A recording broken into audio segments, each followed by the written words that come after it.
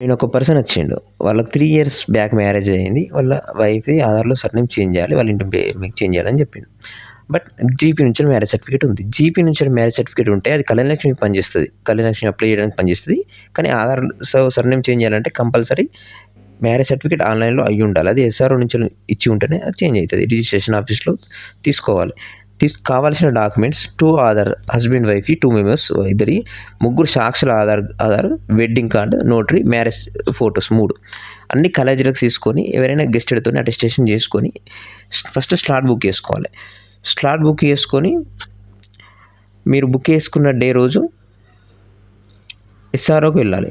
ఇవన్నీ తీసుకొని వెళ్తే వాళ్ళు వెరిఫై చేసుకొని వాళ్ళిద్దరి ఫోటోస్ తీసుకొని, ముగ్గురు సాక్షి సంతకాలు తీసుకొని అదే రోజు మీకు మ్యారేజ్ సర్టిఫికేట్ ఇస్తారు.